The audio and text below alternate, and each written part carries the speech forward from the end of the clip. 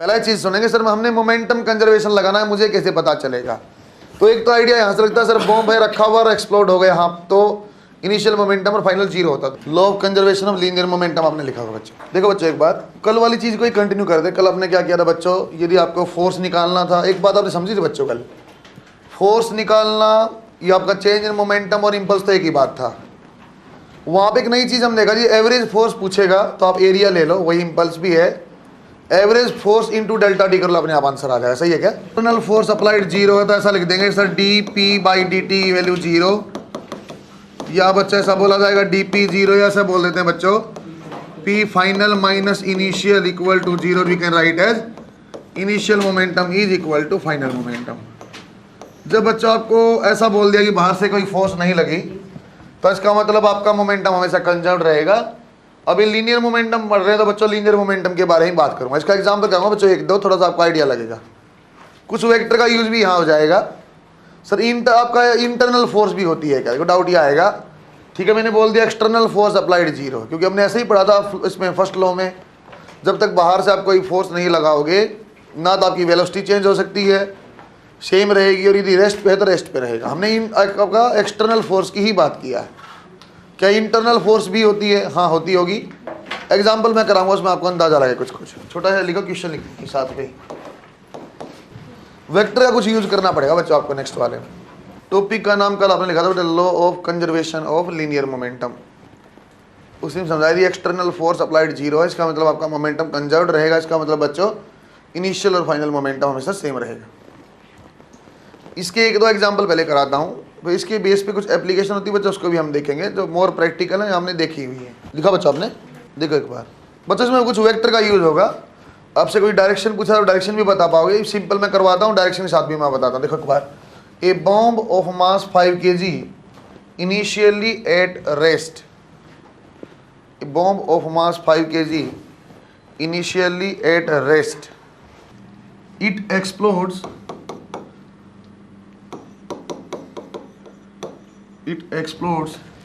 in 3 pieces. It explodes in 3 pieces. 2 kg, 1 kg and 2 kg.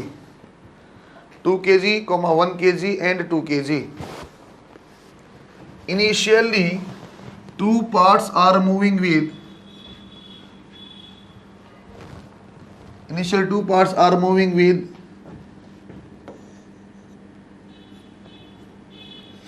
1 meter per second and 2 meter per second on x and y axis respectively. 1 meter per second and 2 meter per second on x and y axis respectively. Find out velocity of third part. Find out velocity of third part. बच्चा अच्छा सुनो बात को। शुरुआत में जो लिखा ना बेटा बॉम्ब एट रेस्ट, उसको अंडरलाइन आप करो। Find out velocity of third part, जो तीसरा पार्ट बचा उसकी वेलोसिटी आपको बताना। बच्चों यहाँ देखो एक बार, शुरुआत में आपका क्या पूरा बम कहाँ रखा, रेस्ट पे रखा था। इनिशियल मोमेंटम क्या बच्चों, जीरो। एक बात और आपको समझ में आएगी, क्या बच्चों हमने कोई बाहर से फोर्स लगा के बम को फोड़ा नहीं फोड़ा, तो इंटरनल फोर्सेज होता होगा, हाँ होता होगा, जो भी होगा। क्या इंटरनल का वर्क होता है वो आपको वर्क डन में पता चलेगा, होता वो भी है। फिलहाल मैं आपको ये बता सकता हूँ सर बाहर से कोई फोर्स नहीं आपने लगाई, रखा हुआ बम था, शुरुआत रेस्ट फट गया, 3 हिस्सों में चला गया। और 3 हिस्सों में ऐसे गया बच्चों, वो देखने के बाद 3 हिस्सों में से ब्रेक हुआ। एक आपका जो 2 kg वाला बच्चों वो एक्स एक्सिस में 1 मीटर पर सेकंड से मूव करता है। सही है क्या। जो बच्चों आपका 1 kg वाला है वो आपका 2 मीटर पर सेकंड से वाई एक्सिस पे मूव करता है। थर्ड वाले का मास तो आप जानते हो, नहीं भी देते ना बच्चों, इनिशियल टोटल मास दिया वो आप निकाल लेते। 5 kg वाला मैं जानता हूँ, लेकिन मैं बता रखा कि तीसरे वाला टुकड़ा भी आपका 2 किलो का है, उसकी वेलोसिटी बतानी है। आप जानते हैं सर फाइनल मोमेंटम भी क्या होगा, जीरो होगा। अभी बच्चों हम आपको आराम से आई और जे मैं समझा रहा हूँ, बाद में इसको मैं ऐसे लिखता हूँ। देखो कैसे, यदि बच्चों मोमेंटम लिखते हो फाइनल तो ऐसा लिखा जा सकता है सर, यहाँ देखो 2 × 1 m × v, तो 2i कैप, सही लिखा क्या बच्चों। ये भी मास इंटू वेलोसिटी, mv कर रहा हूं तो ऊपर की डायरेक्शन आ गई 2j कैप प्लस आपने दूसरा पार्ट क्या, मास आपका 2 है और v आप नहीं जानते, ऐसे ही है क्या। पहले वाले का लीनियर मोमेंटम लिखा बेटा सेकंड वाले का लीनियर मोमेंटम लिखा, थर्ड वाले का मैं नहीं जानता v, तो इसलिए मैंने मास इंटू वी में v लिखा। और फाइनल मोमेंटम क्या बच्चों आपका 0, तो 2v क्या आ जाएगा -2 i cap plus j cap. सही बनाया क्या? या वेलोसिटी क्या आ जाएगी बेटा -i cap plus j cap. सही लिखा क्या? 2 से 2 कैंसिल हो जाएगा सर, वेलोसिटी आ जाएगी इसकी i कैप। यदि अपने बोला सर आप तो एक काम करो मैग्नीट्यूड बताओ, ऑप्शन आई जे में नहीं, ऑप्शन ऐसे 2√2 या 2 बाई समथिंग ऐसा दिया हुआ है।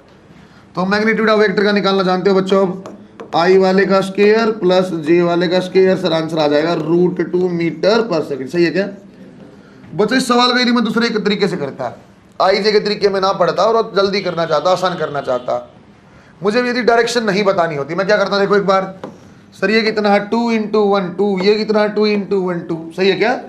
इन दो का रिजल्टेंट कहाँ आएगा सर? यहाँ आ जाएगा कितना 2√2, अभी बिल्कुल बीच में आएगा। आप जानते हैं सर टोटल मोमेंटम तो 0 होना है, तो जितना आपका मोमेंटम इन दोनों का मिला के इतना तीसरे का आएगा। सर उसका मास क्या है 2 और v आप नहीं जानते, तो सीधा भी आप लिख सकते हो 2v कितना 2√2 और v की वैल्यू कितनी आ जाएगी बच्चों √2। ये मैंने वेक्टर से सोल्व किया डायरेक्ट, बिना आई जे लिखे सिंपल सोल्व कर दिया आपका। सर ये आपका 2 का मोमेंटम था, इसके बराबर ही तीसरा होगा, उसके मैंने इक्वल किया। इसमें तो बच्चों डायरेक्शन निकालनी में आसान है, क्योंकि मैं जानता हूं आपका सेम यहाँ है, तो देखेंगे कैसी आ जाएगी। सर ये कैसी होती थी आपकी वेस्ट, ये कैसी साउथ वेस्ट आ गई। दोबारा बात सुनो, इसी सवाल का जैसे बोलता बच्चों में, एक अपने पास बच्चों दो, अच्छे सुना बेटा, 2 किलो का है और ये आपका चलता है 2 मीटर पर सेकेंड। एक आपके पास 3 किलो का और वो चलता बच्चों 1 मीटर पर सेकेंड। ये ऐसे सवाल होता, आप बताओ तीसरे वाला पार्ट आपके पास कितना जाएगा? तीसरे वाला पार्ट आपका टोटल मास मैंने बोल दिया बच्चों, अब 7 kg जो आपका टोटल मास है। इसी टाइप का सवाल मैं आपको दोबारा बता रहा हूँ, दोबारा बोलता वही है आपका, रेस्ट पे रखा, डायरेक्शन चेंज किया, एक एक्स में और एक -y में गया। जैसे बोल देगा ईस्ट में मूविंग, एक साउथ में आपका मूविंग है, तीसरे वाला कहाँ जाएगा? देखो मैं कैसे करता, सिर्फ यदि मैग्नीट्यूड निकालना बच्चों, सिर्फ यदि मैग्नीट्यूड निकालना मैं ऐसे करता, सर इन दो का रिजल्टेंट कितना आएगा कि आ गया सर m × v3, ये m × v4, 3 का रिजल्टेंट क्या था 5, और इसको किसके बराबर कर देता मैं m × v, m कितना बचा हुआ है 2, और कितना बचा हुआ 3 किलो, ये है 2 किलो बचा ना, m × v = 5, तो v की वैल्यू कितनी आ जाती है बच्चों? बात समझ में आई? यदि डायरेक्शन निकालनी होती तो सर यदि मुझे बोल देता 2 आपका मीटर पर सेकंड 37 डिग्री ईस्ट और वेस्ट फलान धकड़ ऐसा कुछ दिया हुआ है, नॉर्थ वेस्ट नॉर्थ साउथ ऐसे कुछ दे दिया है, फिर मैं कैसे करता? फिर बढ़िया बच्चों अब आई और जे में करो, जैसे हमने पहले वाला किया। फिर मैं ऐसे लिखता कि आपके पास इनिशियल मोमेंटम 0, फाइनल क्या लिखेंगे 4i cap 3j cap plus m × v की वैल्यू क्या आ जाती बच्चों 4i कैप माइनस के साथ 3j कैप डिवाइड बाई 2।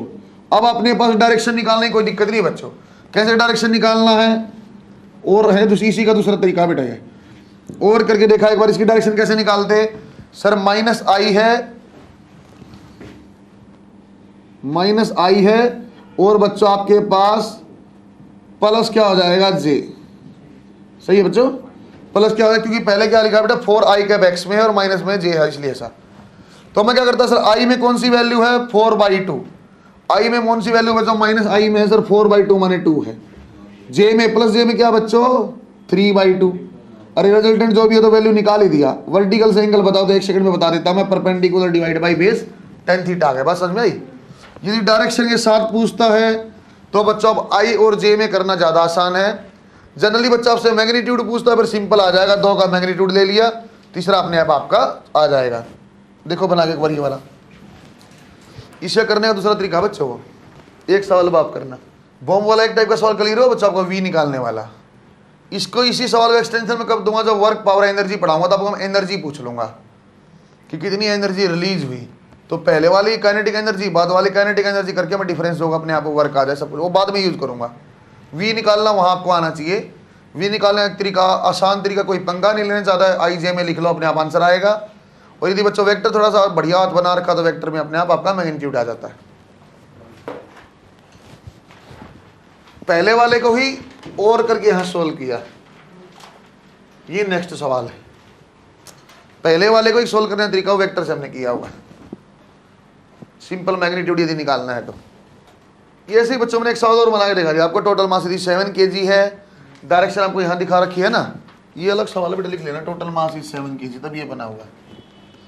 ये नहीं मत बताना, मतलब बचा हुआ टुकड़ा हमेशा 2 किलो का ही होता है क्या, है ना, वैसे ही टोटल मास करने से 2 किलो है। ये क्वेश्चन आप लोग बनाना। बच्चों में आपको ग्रेविटी फ्री स्पेस बोलूंगा, इसका मतलब जी की वैल्यू आपको नहीं लेना बेटा ना, क्योंकि एम जी यदि मैं ले लूंगा तो इसका मतलब एक्सटर्नल फोर्स एम जी हो गया है। मैं आपको ग्रेविटी फ्री स्पेस बोलूंगा, इसका मतलब आपको जी वाला नहीं कंसीडर करना। देखते क्वेश्चन, अब बनाए देखना, अच्छा सवाल है, सिंगल स्टार बनाओ।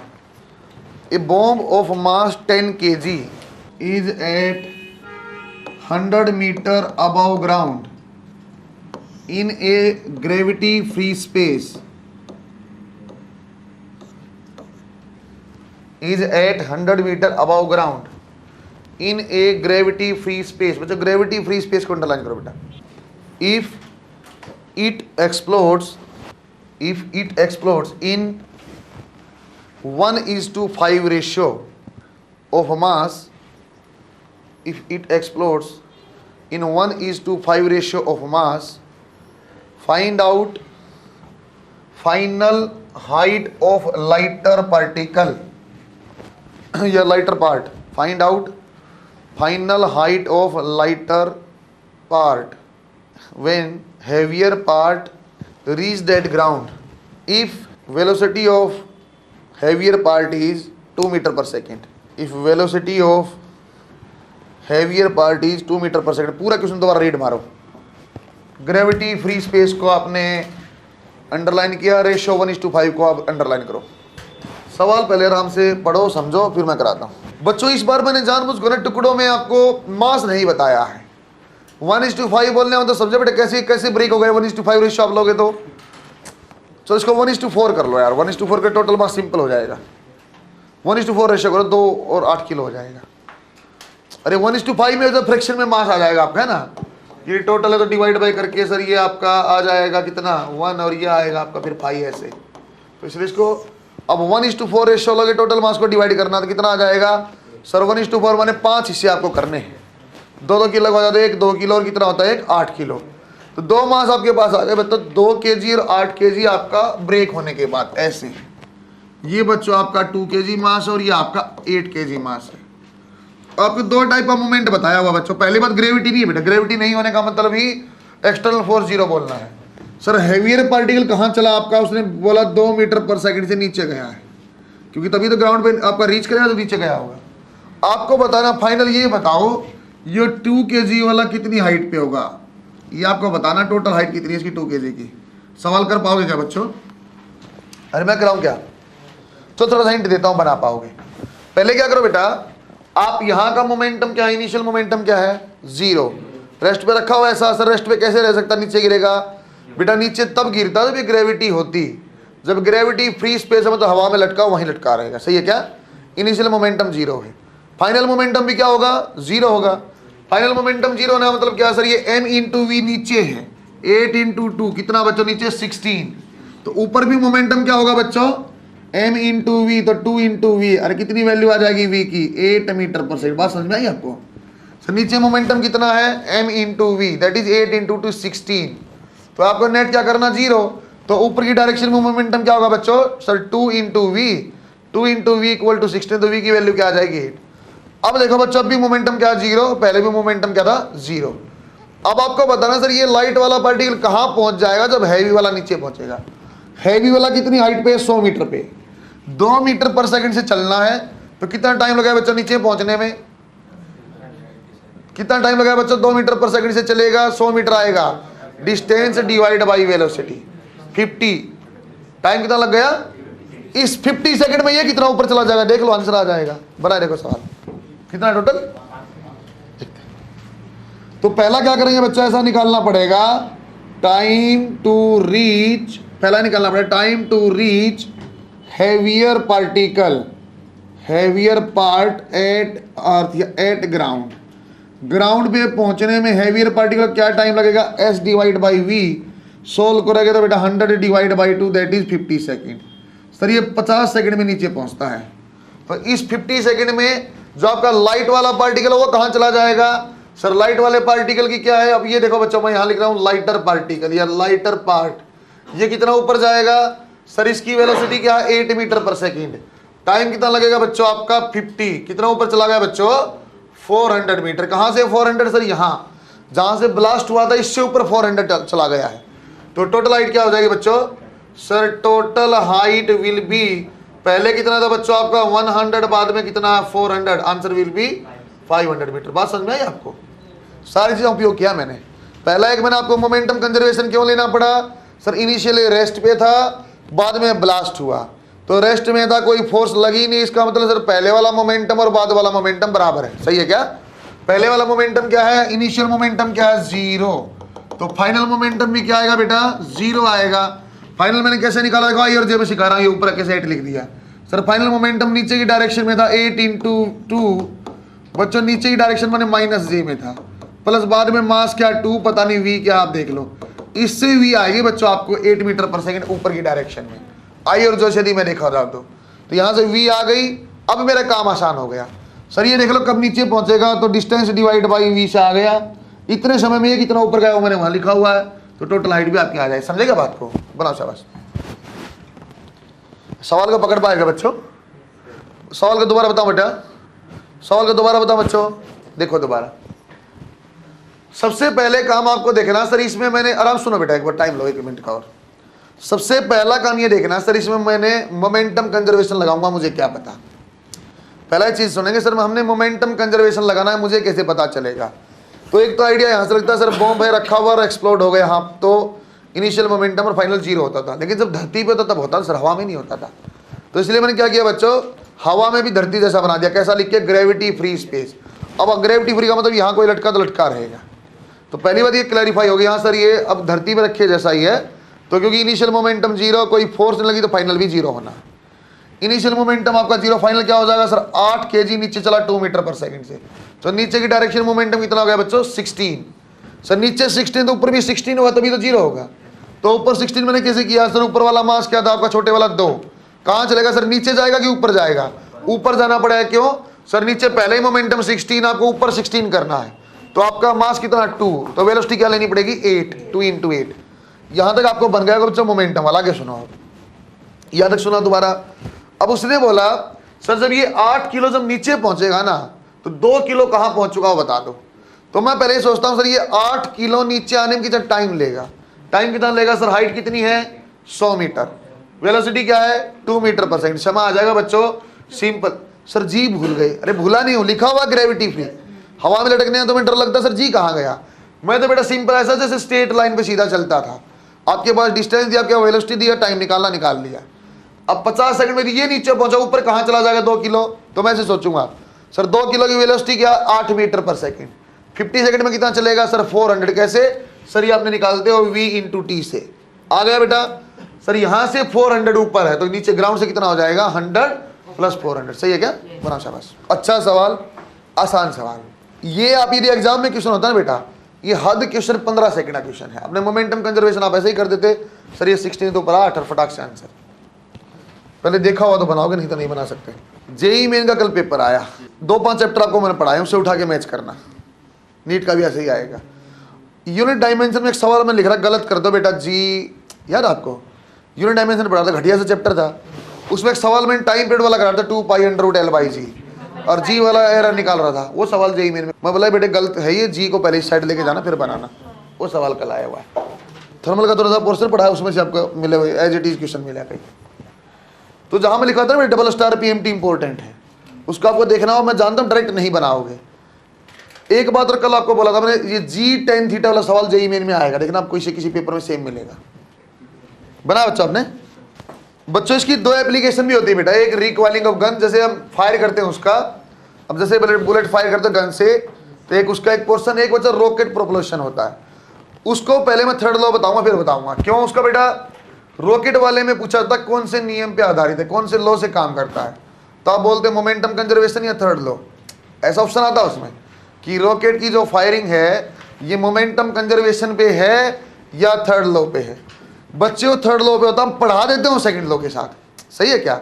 वो एक्शन रिएक्शन के कारण उसका मोशन स्टार्ट होता है, तो इसलिए इसको मैं थर्ड पढ़ा के फिर पढ़ाऊँ। टॉपिक लिखो रिकॉइलिंग ऑफ गन। अच्छे सुनना इसको भी, फिर बच्चों बाद में काम आएगा। इसको बच्चों में सिंपल बाद में एनर्जी कंजर्वेशन जब आपको पढ़ाऊंगा तब ये भी काम आएगा। इसका प्रोसेस आप समझना। आपने देखा बच्चों कभी भी आप बुलेट फायर करते हो, मैं बच्चों बड़े वाली गन, छोटे वाली तो आप ठीक है छोटा फायर किया, छोटी से आपका ठीक है बुलेट है, हल्की बुलेट है, उसमें अपने को ऐसा आपको एहसास नहीं होता। एक लेकिन लॉजिक आप समझ सकते हो, सर यदि छोटी सी बुलेट है तो छोटी सी आप गन से फायर कर देते हो, है ना। लेकिन जो बड़े वाली इतने बड़े वाली बुलेट होती है उसके लिए इतनी बड़ी गन भी होती है। एक बात समझ में आता है, सर यदि बड़ी गन है तो बड़ी बुलेट फायर करते हैं, छोटी है तो छोटी, ऐसा कुछ होता होगा क्या। या कभी कभी आपने देखा है बुलेट फायर किया हाथ में झटका लगता है, या कोई मेरे जैसे नो से किया ऊपर फायर करेगा कहीं और गोली मार देगा, मतलब ऐसा होता है। इसलिए बच्चों जब बड़े वाली गन चलाते हैं ना क्या करते हैं, यहाँ इसका कंधे का सहारा लेते हैं, कंधे का सहारा लेके तब आपका फायर करते हैं। जैसा यदि बच्चा अपने पास कोई ऐसी गन है, अच्छे सुनना बेटा, ऐसी गन है और यहाँ इसको मैंने बोल दिया जो गन का मास है कैपिटल M है, छोटी सी बुलेट इसमें से आपने फायर किया, बुलेट का मास स्मॉल m और बुलेट की वेलोसिटी जो है बच्चों, चलो VB लिख देता हूँ। कैपिटल M जो है बच्चों मास ऑफ गन है, स्मॉल m जो है बेटा मास ऑफ बुलेट, लेकिन वेलोसिटी का मैं सिंपल यूज करता हूँ VB और VG। VG क्या बच्चों वेलोसिटी ऑफ गन, क्योंकि V दिखने में एक जैसा आपको पता नहीं चलेगा क्यों सा V लिख रहा हूँ। दोबारा सुनो, अभी तो आपको सिंपल मैं बता रहा हूँ, मैंने गन से बुलेट फायर कर दिया, ये हो गया वो हो गया। जब बच्चों मैं आपको वर्क पावर समझाऊंगा ना तो साथ में यहाँ बोल दो स्प्रिंग लगा हुआ तो दबा दिया, इसी चीज की फिर एक्सटेंशन आपको प्रोसेस समझना कैसा होता है। आपने बुलेट फायर किया, पहली बात ये समझें क्या बच्चों ने बाहर से कहीं फोर्स लगाई थी क्या, उस बुलेट के अंदर हम गन के अंदर ऐसे घुस के ऐसे हाथ हमारा तब वो गई है क्या, नहीं है। क्या हमने ऐसे बुलेट को उसके अंदर गन के अंदर बैठ के फेंका है, नहीं फेंका है। हमने कोई एक्सटर्नल फोर्स लगाया है, नहीं लगाया है। हम नहीं जानते अंदर क्या, हमने एक बटन सा प्रेस किया, सर वो तो एक्सटर्नल फोर्स माना जा सकता है। अरे बच्चे का माइंड, सर मैं ऐसे बटन दबाता हूँ वो तो एक्सटर्नल है ना। बच्चों मैकेनिज्म है एक्चुअली, बुलेट यहाँ कुछ अपना बारूद होगा, यहाँ होगा आपके पास बुलेट होगी, आपके पास स्प्रिंग होगा, इसने आग लगाई तब वो मैकेनिज्म है इसका। लेकिन एक्चुअली कहाँ से चली है बुलेट, सर ये यहाँ अंदर आग लगी होगी, उसने फेंक के इसको बाहर मारा है। बटन दबाने से कुछ नहीं हुआ, बटन दबाने से सिर्फ आग पकड़ी है, ठीक। तो यहाँ भी बच्चों एक्सटर्नल फोर्स आपकी जीरो है। पहली बात ये हुई सर यहाँ एक्सटर्नल फोर्स आपकी जीरो है। यदि एक्सटर्नल फोर्स जीरो तो क्या लिखा जा सकता है बच्चों, इनिशियल और फाइनल मोमेंटम क्या रहेगा, बराबर रहेगा, सही है क्या।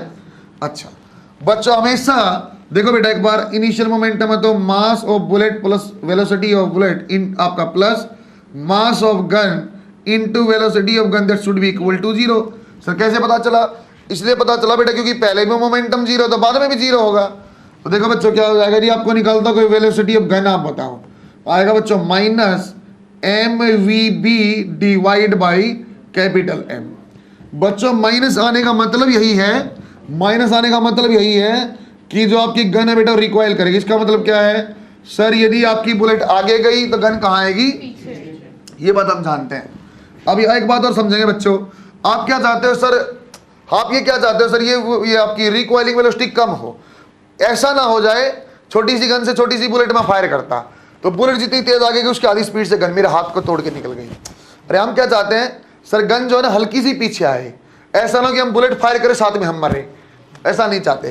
तो हम ये चाहते हैं बच्चों जो मास ऑफ आपका गन है बच्चों वो should be very very greater then mass of bullet. क्यों, ताकि VG की वैल्यू क्या हो बच्चों, वेरी स्मॉल। तो आप हमेशा ऐसा कॉम्बिनेशन आपको मिलेगा जहां बच्चों मास ऑफ गन होगा जो बहुत ज्यादा होगा मास ऑफ बुलेट से, सही है। मास ऑफ गन और मास ऑफ बुलेट का काफी डिफरेंस होगा ताकि रिक्वायरिंग वेलोसिटी ऑफ गन क्या हो, कम। सर बोलना क्या चाहते हैं, बोलना ये चाहता हूँ छोटे वाले रिवॉल्वर से और बड़े वाली इतने बड़े वाली बुलेट आप शूट कर दो, मान लो 10 गुना बोझ है, मान लो 10 टाइम्स है, तो आपने यदि बुलेट सामने 1000 मीटर पर सेकंड से तो 100 मीटर पर सेकंड से अच्छे गन भी चलेगी, और गन चलेगी तो एक तुम मरोगे पीछे खड़े वाला मरेगा, समझे क्या। तो पहला लॉजिक है मास बहुत ज़्यादा लेंगे ताकि बच्चा आपका वेलोसिटी का इफेक्ट वहाँ कम से कम रहे, सही है क्या। बनाओ एग्जाम्पल कराता हूँ इसका। गन देखी हुई तुम लोगों ने, पुरानी फिल्म देखी डाकुओं वाली, इतने बड़ी बड़ी गन लेके घोड़े पे आते थे, विनोद खन्ना, और वो बोल रहा हूँ नहीं कट्टा वाला है, कट्टा यूपी वाले नोन अबाउट कट्टा यूपी में कट्टा, कट्टे का मैकेनिज्म नहीं होता, कट्टा ऐसा होता तो जैसे ही फायर करोगे हाथ लहूलुहान हो जाएगा और रिकॉइलिंग नहीं जानता, कट्टा वहीं फट जाएगा, एक गोली आगे और एक हाथ के ऊपर, उसका मैकेनिज्म ये नहीं होता। वहाँ फिजिक्स के नियम को फेल कर दिया था। बट उसके सवाल बहुत आसान आता है, 10 ग्राम की बुलेट है, आपने 100 मीटर पर सेकंड से फायर किया, गन का मास ये वेलोसिटी बताओ, आसान चीज़ है, सिंपल, आपको मोमेंटम कंजर्वेशन करना है।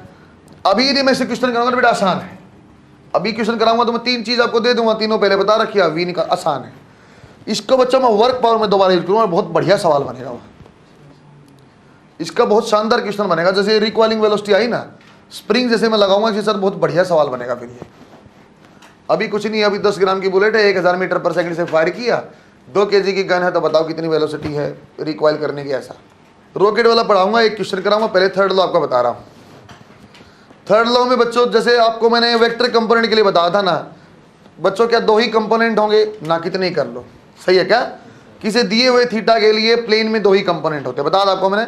3D में 3, हम तो प्लेन की बात करते 2 ही कंपोनेंट होंगे, दोनों परपेंडिकुलर होंगे, रिजल्टेंट बीच में आएगा, जिसका थीटा हो कोस थीटा। ऐसे ही थर्ड लॉ की बच्चों सिंपल 2-3 बातें पहले वो देख लो, उसके बाद अपने आप आंसर बनेगा और बढ़िया डाउट भी क्लियर होंगे। सर ये एन क्या था, mg क्या था? देखो एक बार, ये आप लिख लो बच्चों, न्यूटन्स थर्ड लॉ। बच्चों अब यहाँ एक्शन रिएक्शन पेयर देखना सीख जाओगे आप। न्यूटन्स थर्ड लॉ टॉपिक लिखो बेटा। देखो एक बार कंडीशन देखो बेटा, यह पहली बार वर्ड आएगा बच्चों, एक्शन रिएक्शन ऐसा कुछ। तो देखो एक बार पहली बात क्या होगी, एक्शन रिएक्शन जैसे ऐसा कुछ है बच्चों। यदि ये मेरे पास, आपके पास लिख लिया मैंने F1 F2 लगाते हैं, यदि किसी ऑब्जेक्ट, चलो यहाँ देखो एक बार देखा बच्चों, एक्शन रिएक्शन पेयर आएगा, action and reaction both will be equal in magnitude, both will be equal in magnitude. एक बात तो बच्चों ये लिखोगे आप। सेकंड देखो, एक्शन रिएक्शन दोनों का मैग्नीट्यूड बराबर होगा, दोनों बच्चों एंगल बिटवीन, लिखो एक लाइन आप, एंगल बिटवीन देम। पहली लाइन आ गई, action and reaction both will be equal in magnitude, बराबर होगा बच्चों। फ्रिक्शन में बहुत काम आते हैं बच्चे ये। नंबर 2 वाला पॉइंट लिखो बच्चों, angle between action and reaction, angle between action and reaction will be 180 degree, will be 180 degree. Third वाला पॉइंट और स्टार लगा के लिखो बच्चों, both will act on different objects, both will act on different objects। बच्चों एक बार यहां देखना, एक डायग्राम मैं बना रहा हूं, अच्छे से बात को सुन ले, कंसेप्चुअली अच्छी चीज है। यह आपके वाला एग्जांपल है बच्चों, सिंपल एक टेबल इस फॉर्म में हमने रखी हुई बच्चों, यहाँ टेबल, ये बच्चों अपने पास टेबल है बेटा, और टेबल के ऊपर सिंपल एक एम मास की बच्चों ऐसे बुक रखी हुई है, एम मास की।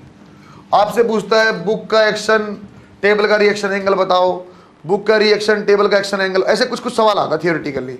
तो पहले आपको यह बताना चाहिए इसका बुक का एक्शन क्या है और बुक का रिएक्शन क्या है, टेबल का एक्शन और टेबल का रिएक्शन क्या है, वो आपको पहले बताना चाहिए। क्योंकि आप एक चीज जानते हो अच्छे से, बस आप तो ये जानते हो एक डायग्राम, सर ये बुक है मास की, नीचे mg ऊपर है, आप ये जानते हो बस, समझे क्या? ये वाली कहानी आप जानते हो, इसको अलग से समझा रहा हूं बेटा। जब भी सवाल आता है ना एंगल का, ऐसे सवाल पूछता है आपसे, action of book and reaction of table, angle क्या होगा, 0 डिग्री, 180 डिग्री, 90। तो बच्चा ये जानता 90 नहीं होगा, लेकिन वो ये नहीं जानता 0 होगा कि 180 होगा। यदि वो बोलता बेटा बुक का एक्शन बुक का रिएक्शन, फिर तो आप जान जाते ठीक है 180 उल्टा है एक्शन रिएक्शन। वो ऐसा नहीं करता, वो आपको मिक्सअप करता है। देखो चीज़ों को ऐसे देखता हूँ बच्चों में, अच्छे सुनना बेटा, action of book, sir book क्या कर रहा है, सर ऐसे ही बुक रखी है, और बुक का वेट कहाँ होगा, सर mg होगा नीचे की डायरेक्शन में, सही है क्या? एक्शन ऑफ बुक क्या होगा, ये हो गया। सर रिएक्शन बुक के ऊपर क्या आएगी, यदि वो आप देखो, पहली बात आप लिखते हो रिएक्शन, देखो बेटा पॉइंट यूज करूँगा, reaction of book. Sir reaction of book जो आएगी उसकी वैल्यू mg होगी। एक बात क्या बोला मैंने, इक्वल होगा। दूसरा बोला मैंने अपोजिट डायरेक्शन में, ऊपर नीचे की बजाय ऊपर होगी। तीसरी बात क्या बोला सर ये बुक और टेबल पे अलग अलग चीजों पे आएगी। एक्शन कहाँ आया हुआ, बुक पे, तो देखना बच्चों गजब देखना, इसकी रिएक्शन कहाँ आएगी, सर टेबल पे आएगी, और उसकी वैल्यू ऐसे होगी। अरे बात समझ में आई आपको? दोबारा तीनों पॉइंट दोबारा पढ़ के देखो एक बार, क्या बोला मैंने, mg लिखते डर जाते हैं, दोबारा पढ़ के देखो एक बार। उसमें ऐसा लगा बराबर होगा, अपोजिट डायरेक्शन में होगा, अलग अलग चीज पे होगा। तो mg बुक पे है तो टेबल पे कहाँ जाए, रिएक्शन कहाँ जाएगी, टेबल पे जाएगी, और mg जाएगी ऊपर की दिशा में। दोबारा देखो बच्चों, बेटा यदि मैं बोलता सर एक्शन ऑफ टेबल आप बताओ, सर टेबल कैसी सरफेस है, सरफेस कैसी फोर्स लगाता आप जानते हो बच्चों, नॉर्मल। एक्शन ऑफ टेबल क्या हो जाता, अच्छे सुनते रहना, n, सही है। सर रिएक्शन ऑफ टेबल बताना, अब आप समझ पाओगे शायद। सर रिएक्शन ऑफ टेबल बताना बेटा, रिएक्शन ऑफ टेबल कहाँ आएगी, टेबल पे आएगी या बुक पे आएगी, बुक पे आएगी। लो सर बुक बना दो बच्चों, ऊपर आएगी कि नीचे आएगी, सर एक्शन कहाँ है, ऊपर। तो यहाँ कहाँ आएगी बच्चों, नीचे। और बात समझ में आ रही क्या, कहाँ आएगी बच्चों आपकी, नीचे। सही बना रहा है क्या, नहीं बना रहा। और एक कॉन्टेक्ट फोर्स है, कॉन्टेक्ट फोर्स कहाँ आएगी, ऐसे। इसकी रिएक्शन कहाँ आएगी बच्चों, बुक पे आएगी रिएक्शन, कैसी डायरेक्शन में आएगी बच्चों, ऊपर की डायरेक्शन में आएगी। अब देखो बेटा एन है, नीचे डायरेक्शन, ऊपर डायरेक्शन, टेबल और बुक अलग अलग है। ये मैं आपको कंसेप्ट बता चुका हूं। कोई भी चीज कॉन्टेक्ट फोर्स कैसे लेते थे, टुवर्ड्स सरफेस आप लेते थे। कॉन्टेक्ट फोर्स कैसे लेते थे, टुवर्ड्स सरफेस। अब देखो बच्चे कोई भी बोल दे सर अब देखो आप बुक के ऊपर अपने एक्चुअली ये डायग्राम देखा हुआ है, mg नीचे और नॉर्मल ऊपर, समझे क्या। टेबल पे देखे ना, अब ये देखो सर mg ऊपर और n नीचे। अब मुझसे कोई भी पूछे ना, आप बताओ एक्शन ऑफ बुक और रिएक्शन ऑफ टेबल क्या है, मैं बता रहा हूँ 180 डिग्री, समझे क्या। कोई भी पूछेगा ऐसा। दोबारा देखो बच्चों, एक्शन रिएक्शन दो अलग चीजों पे लगती है, एक बात। दोनों बराबर में रहती है, दूसरी बात। अपोजिट डायरेक्शन होती है, तीसरी बात। इसको बनाना और आसान, देखो आप एक चीज आप बार बार जानते हो, दोबारा आप आसान तरीके से बनाना सीधा। एक बात आप बार बार जानते हो, लड़का है, लड़का बच्चों यहाँ खड़ा है, m मास का सरफेस पे है। अब सीधा याद कराओ ना बेटा कैसे बनाएंगे। ओवल द लड़के की एक्शन रिएक्शन बताओ। देखो एक बात मैं जैसे जानता हूँ, लड़का कैसे लगाएगा सर, mg नीचे लगाएगा, एक बात तो पक्का है। रिएक्शन कहाँ जाएगी, सरफेस पे जाएगी, क्या नाम होगा उसका, mg। सही। नॉर्मल यदि अब देखिए मैं गलत कर गया था, मैंने कैसे याद किया, नॉर्मल तो ऊपर आती है यार, इसके ऊपर तो कहाँ आती है नॉर्मल, ऊपर। अरे इसके ऊपर तो नॉर्मल कहाँ आती है, ऊपर हम पहले ही जानते हैं ऊपर आएगी, mg से बैलेंस करेगा, समझे क्या।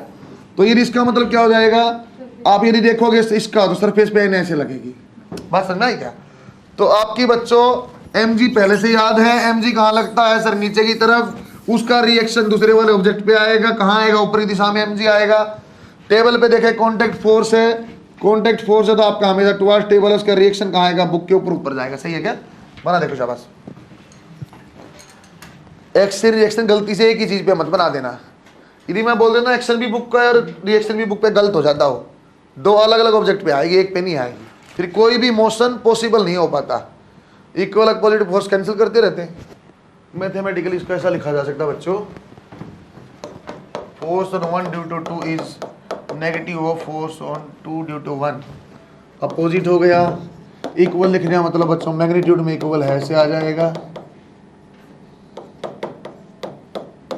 इसको मैथमेटिकल ऐसे लिखा सकते। थोड़ा सा ये वाला डाउट उल्टा क्लियर करूंगा बेटा, एन ऊपर नीचे कैसे लिया मैंने, कल का सवाल आपको कराया था मैंने, ऐसा बोला था find out force applied by surface by wedge on block, बोला था क्या बच्चों। फिर ब्लॉक के ऊपर मैंने एन लिया था ऊपर, इसलिए बच्चों बुक के ऊपर एन आएगा ऊपर, है ना। और वो बात भी करेक्ट है, कॉन्टेक्ट फोर्स है, नॉर्मल रिएक्शन कैसा था, टुवर्ड्स सरफेस।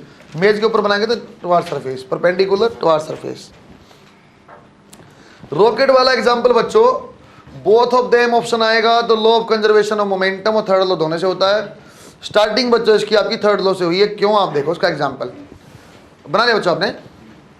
अच्छा सुनना बच्चों, रॉकेट वाला ग्राफ बहुत इंपॉर्टेंट होता है। ग्राफ सवाल दे देता है तो ग्राफ का सवाल में यदि आप होशियार है तो सीधा देख के आंसर दे सकते हो।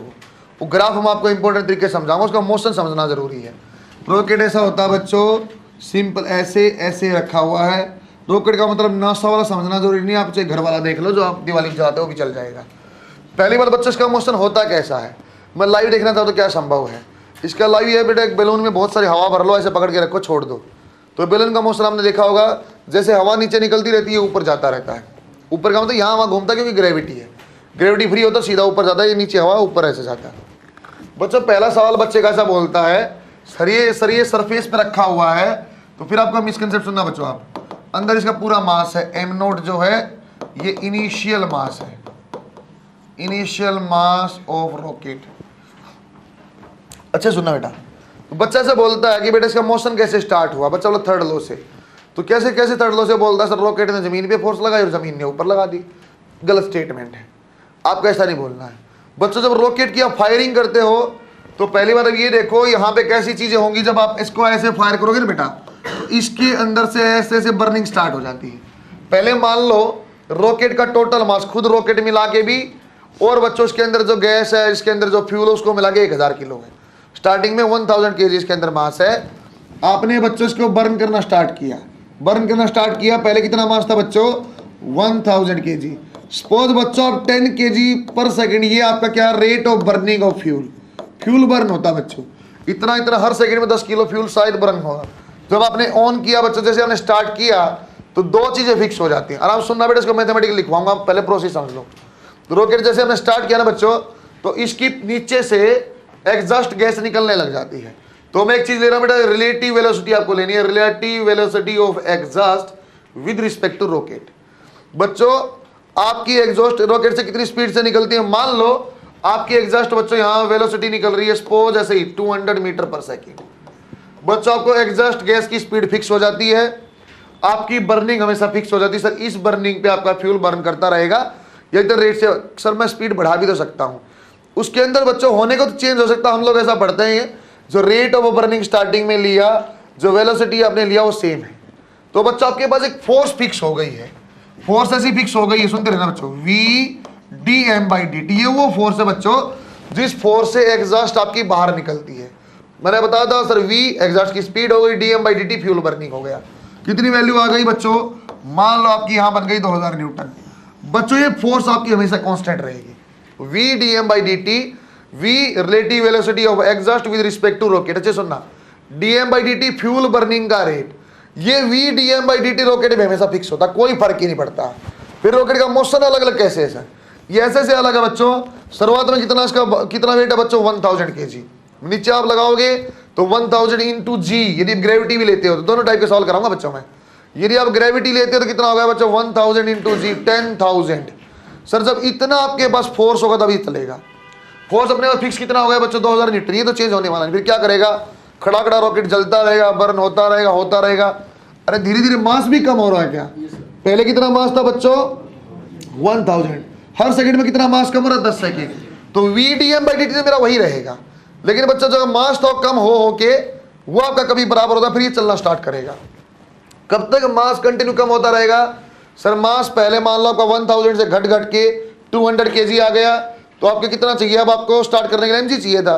सर m इंटू जी, ऊपर कितना आपको, नीचे वेट कितना है सर, नीचे वेट हो गया आपका रॉकेट बच गया 200 किलो का, जी आपका 10 2000।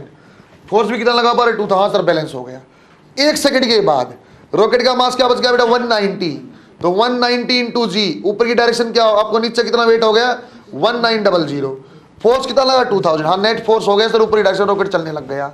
फिर एक सेकंड बाद 10 किलो और कम हो गया, कितना वेट रह गया बेटा आपका सर 180, और यदि वेट देखें 180 इंटू 10, आपको सिर्फ आपको चाहिए 1800, और मिल कितना 2000। सर एक्सेलरेशन और बढ़ गया, और अच्छे सुंदर है ना। ये ऐसा सिस्टम है बच्चों जो फोर्स कांस्टेंट लगी हुई है फिर भी वेरिएबल एक्सेलरेशन है, समझे क्या। रॉकेट का एक्सेलरेशन कंटिन्यूसली इंक्रीजिंग है। क्यों कंटिन्यूसली इंक्रीजिंग है सर, क्योंकि बेटा उसका मास धीरे धीरे कम होता रहता है, इसलिए एक्सेलरेशन धीरे धीरे बढ़ता रहता है। बात समझ में आई क्या, कब तक बढ़ेगा सर, जब तक सर फ्यूल बर्न ना हो जाए, जब पूरा तेल खत्म हो गया तब तक एक्सेलरेशन क्या बेटा पॉजिटिव और बढ़ता रहता। सही बोला क्या मैंने, जब फ्यूल बर्न हो गया, मान लो बच्चा उसकी स्पीड उस टाइम पे 2000 मीटर पर सेकेंड, आपके पास ये स्पीड हो चुकी है रॉकेट की, और बच्चों ये एक्सेलरेशन अब खत्म, फ्यूल खत्म हो गया। क्या बच्चों यहीं से रॉकेट उल्टा आ जाएगा क्या, ना ना ना ना। अब इसके पास स्पीड है v 2000, बेशक से एक्सेलरेशन फिर भी v स्क्वायर बाई 2g तो ऊपर जाएगा ना। क्या बोलना चाहता हूं सर, जब फ्यूल बर्न होता है उस टाइम पे रॉकेट मैक्सिमम हाइट पे नहीं होता, एक्सेलरेशन 0 हो जाएगा, लेकिन v है उसके कारण वो ऊपर जाएगा, फिर वो मैक्सिमम हाइट पे जाएगा, जहां v0 फिर वो वापस आएगा। समझे क्या, v मैक्सिमम बेटा कहां पे होगी सर, जहां पे आपके पास वापस आपकी v मैक्सिमम कब होगी, जब आपका फ्यूल बर्निंग बंद हो गया, फ्यूल आपका खत्म हो गया। दोबारा देखना एक बार इस चीज को, सीधा सीधा पहले ग्राफ से समझाता हूं। ग्राफ ऐसे पूछता बच्चों आपसे, जो बात मैं आपको समझाना चाह रहा, पहले ये देखो आपसे बच्चों, ग्राफ ऐसे पूछता, ऐसे ऐसे करके कुछ पूछता है, आपको पॉइंट बोलेगा ऐसे कुछ भी, A point, B point, C point, ये आपका ग्राफ है एक्स टी ग्राफ, ये आपका वी टी ग्राफ है। आपको बोलता है बच्चों जो ए पॉइंट है, ए पॉइंट क्या क्या आ गया आपका, फ्यूल आपका जल चुका है, फ्यूल आपका बचाओ। बच्चों मैक्सिमम आपकी स्पीड कब हुई थी बेटा, मैक्सिमम स्पीड कब हुई थी बच्चों, जब आपका फ्यूल बर्निंग खत्म हो गया। सर यह कौन सा पॉइंट है जहां फ्यूल बर्निंग आपका आ गया। सर क्या ए पॉइंट, अच्छे सुनना बेटा, सर आप रॉकेट की इस ग्राफ को देख के, सिंपल देखो बच्चों, इस ग्राफ को आप देख लो, 2000 है मीटर पर सेकंड, टाइम दे दिया बच्चों, मान लो ऐसे एग्जांपल 50 सेकंड, मान लो बच्चों 30 सेकंड। आपको कोई बोलता है इस ग्राफ को देख करके आप मैक्सिमम हाइट बताओ, ग्राफ को देखकर आप मैक्सिमम हाइट बताओ रॉकेट की कहां है। तो पता बच्चे को क्या लगता है बेटा, वो मैक्सिमम हाइट जो दिमाग में बैठा हुआ है वो यहां तक देखता है बस। मैक्सिमम हाइट सुना, उठा के यहां तक का एरिया निकालता, सर वीटी कर्व एरिया निकाल दो ना। मैक्सिमम हाइट कब होती है, जब वी की वैल्यू क्या हो, 0। और यही फंडा हमने पढ़ा था। तो एक्चुअली यहां आपकी वी क्या हुई, 0, ये आपकी मैक्सिमम हाइट है बच्चा, जो पूरा एरिया है। दो बातें समझ में आपको आई। रॉकेट जब आपकी स्पीड मैक्सिमम, जब फ्यूल बर्निंग बंद हुआ है, क्या वहां से रॉकेट मुड़ जाएगा, नहीं सर, उससे ऊपर जाएगा। क्यों, उसके पास वेलोसिटी बची हुई है इसलिए वो ऊपर जाएगा। जब वेलोसिटी मैक्सिमम हो जाए, जब वेलोसिटी 0 हो जाएगी मतलब मैक्सिमम हाइट है। आपको मैक्सिमम हाइट का सवाल जनरली वो पूछता है बच्चों। आपको एरिया यहां तक करें जब v 0 है, सही है क्या। दो एक बातें और लिखो, मैं अच्छे से नोटेशन बना के लिख रहा हूं बच्चों। अब आपको लिखता हूं, देखो बच्चों में लिख रहा हूं VR that is velocity of exhaust with respect to rocket. With respect to rocket बोला बच्चों dm/dt, ये है बच्चों रेट ऑफ, अच्छे सुनते रहना बेटा, रेट ऑफ फ्यूल बर्निंग। अच्छे सुनो बच्चों, एक फोर्स हमेशा कांस्टेंट रहेगी सर, जो फोर्स लगाएगा रॉकेट वो हमेशा dm/dt एग्जॉस्ट। कैसे सर, जैसे आपने बैलून को फुलाया, पकड़ा हुआ है, जैसे छोड़ोगे बच्चों जो आपकी एयर नीचे निकलती है लेकिन बैलून ऊपर जब ऐसे ऊपर जाता है, नहीं जाता है, सेम रॉकेट है सर। क्या जमीन पे फोर्स लगा के जमीन ऊपर धकेल रहा, नहीं। एक्सेलरेशन किसका है सर, एग्जॉस्ट बाहर गई, कुछ फोर्स है इसलिए रॉकेट ऊपर जा रहा है। दो अलग चीज होगी बेटा, एग्जॉस्ट और रॉकेट। एग्जॉस्ट बाहर गई कुछ फोर्स से इसलिए रॉकेट ऊपर जा रहा है, जमीन का कोई लेना देना नहीं। अरे यदि जमीन से तुम लॉजिक लगाओगे तो जमीन छोड़ने के बाद फिर कैसे एक्सेलरेशन बताओगे, समझे क्या। कुछ ऊपर जाने के बाद कैसे बताओगे फिर आप बच्चों। एक तो आपको हमेशा स्टेप नंबर 1 आपको ये करना रॉकेट वाले में, जैसे आपको वेलोसिटी दिखाई दे एग्जॉस्ट की और बच्चों dm/dt दिया होगा, आप v dm/dt निकाल लो, ये फिक्स आपकी कांस्टेंट फोर्स है। यदि वो बोलता है आप बताओ इनिशियल एक्सेलरेशन क्या है, आप बताओ इनिशियल एक्सेलरेशन क्या, बेटा वहां दो चीजें बन जाती हैं। यदि वो बोलता है कि g की वैल्यू 0 लो या g को आप कंसीडर करो 10 ले लो, या एक बार दो टाइप के सवाल मिलेंगे बेटा, आप ग्रेविटी को भूल जाओ या ग्रेविटी फ्री स्पेस है या आपको ग्रेविटी भी लेना है। तो सबसे पहले यदि ग्रेविटी को भूल जाओ तो स्टार्टिंग एक्सेलरेशन क्या हो जाएगा बेटा, ma। ये बात समझ में आई क्या सर, ये फोर्स का एग्जॉस्ट की that should be equal to ma। m क्या, मास ऑफ रॉकेट। दोबारा देखो, यदि ग्रेविटी को भी लेना है तो v dm/dt should be equal to g। अरे सर ऊपर जा रहा है क्या, सही है क्या, ऊपर जा रहा है क्या, g प्लस है। सिंपली दो फॉर्मूले आगे कभी कुछ नहीं जाएगा बेटा, इन दो फॉर्मूले आगे कभी कुछ नहीं जाता है। अभी एक सवाल कराऊंगा, आपको आइडिया लग जाएगा। आफ्टर सम टाइम का भी कराऊंगा और स्टार्टिंग पॉइंट का भी कराऊंगा। यदि कोई मुझे बोल देता सर एक काम करो, जिस बोतल में आप रॉकेट फायर करते हैं ना दिवाली पे, उसको ऐसे हाथ में पकड़ लो, हॉरिजेंटल आप फायर करो, ऐसे आपने आग लगे, ऐसे रॉकेट गया, क्या उसमें मुझे बताना पड़ा ग्रेविटी छोड़नी है। अरे क्या उसमें मुझे ग्रेविटी मेंशन करना पड़ा, ग्रेविटी फ्री नहीं मेंशन करना पड़ा। क्यों सर, ये ग्रेविटी क्यों बोलना पड़ता बेटा, ऐसा वर्टिकल डायरेक्शन में मेरा मोशन है तो mg नीचे है। यदि ऐसे होता तो फर्क ही नहीं पड़ रहा, ये v dm/dt है ma। अरे बात समझ में आई क्या। यदि हॉरिजॉन्टल होता है बेटा v dm/dt और mg का रोल ही खत्म हो गया सर, फिर मोशन ऐसा होता रहेगा। मुझे क्या मतलब है, मुझे एक्सेलरेशन से मतलब है, सही है क्या। ऐसे बना बच्चों, 2-3 दिन एक सवाल में कराता हूँ आपको, एक सवाल मैं आपको 1-2 टाइम का कराता हूँ, देखना आप। यदि तुमने विज्ञान की कोई भी फिल्म देखी है, अब एक बात खास देखना, क्या करता रहता रॉकेट, चलता चलेगा, एक टुकड़ा टूट के बाहर चलेगा, टुकड़ा टूट के बाहर। अरे वो जो खाली हो गया फ्यूल वाला एरिया वो टूटता रहता है, क्योंकि हमका बोझ कैरी करना कटने, तो क्यों, जैसे मास टूटेगा हल्का हो गया और एक्सेलरेशन। जैसे मास मिशन मंगल देखी है, उसमें देखा तुमने वो क्या करता, फायर करता, टुकड़ा टूट के और स्पीड बढ़ा लेता, वो एक्सेलरेशन उसके बाद एक्स्ट्रा आती है, वहाँ से बोझ कम करता है। उसमें तो क्या करता तो dm/dt 0 कर देती थी, वो मैडम समझदार थी ना, पूरी तलने वाली कहानी। वो एक बार फायर करती, वहाँ dm/dt एक्सेलरेशन ले लिया, इसलिए आगे गया। ऐसा इतनी कहानी सुनाने के बाद लिखी हुई 3 लाइनें भी नहीं है। उसका लॉजिक ये है, अच्छे से समझना, आपको कब जी लेना कब नहीं लेना, हॉरिजॉन्टल डायरेक्शन नहीं सोचना, क्यों ग्रेविटी है ही नहीं बेटा। सवाल में कराऊंगा तो आपको थोड़ा अंदाजा हो लगता है। एक बात अब ये मत बोलना कभी भी सर रॉकेट ने ग्राउंड में फोर्स लगाई, ग्राउंड ने रॉकेट को धकेल दिया, ऐसा नहीं होता है ना बच्चों। क्वेश्चन को मैं 2 पार्ट में कराऊंगा आपको, आफ्टर सम टाइम वाला एक्सेलरेशन भी निकलवा दूंगा, देखना एक बार। ये 600 kg रॉकेट बच्चों, 600 किलो छोटा सा ही होता है, ज़्यादा बड़ा नहीं होता ना। ये 600 kg रॉकेट, इसके ऊपर रिवीजन लिखो, सवाल के ऊपर आपको रिवाइज करना जब भी करना, एक ही सवाल में 3 पार्ट कराऊंगा। ये 600 kg rocket is set to be fired such that velocity of exhaust is 1000 meter per second बेटा 1 किलोमीटर पर सेकंड बोलता तब भी वही है। Find out rate of burning of fuel, find out rate of burning of fuel such that rocket will overtake gravity. Underline को gravity को। एक पार्ट और बनाओ, एक पार्ट और बनाओ। Also find out acceleration of rocket after, also find out acceleration of rocket after 20 second and 50 second. बच्चों जानबूझ एंड 50 सेकेंड, बच्चों जानबूझ के मैंने 2 टाइम है बेटे, आपको दिखा पाएंगे वेरिएबल। इस सवाल को कंसेप्चुअली समझोगे तो आपको सवाल का आंसर आए। देखो कैसा सर, सवाल में 2 चीजें मैं पकड़ूंगा, एक 1000 मीटर पर सेकंड को अंडरलाइन करो बेटा, एक वी को आप पकड़ो, वी को 1000 मीटर पर सेकंड को आप घुमा लो, ऐसे राउंड कर लो, अंडरलाइन कर लो। सर रॉकेट वाले सवाल में सबसे पहले मैं v D M by D t निकाल, क्या d M by D t दिया हुआ? नहीं, पूछा हुआ उसने। तो बेटे पहली चीज आप क्या कर लो sir, V D M by D T पहले मैं निकालता, वी की वैल्यू तो दिया हुआ 1000, लेकिन sir d M by D t नहीं दिया। उसने बोला स्टार्टिंग में ये चीज किसको बैलेंस करना चाहती है बेटा? ग्रेविटी को। और ये चीज शुरुआत में किसको बैलेंस करना चाहती है? ग्रेविटी को। ग्रेविटी क्या करती है सर? M g only. अरे किसको बैलेंस करना बच्चों? M g only. Sir g plus a क्यों नहीं लिया?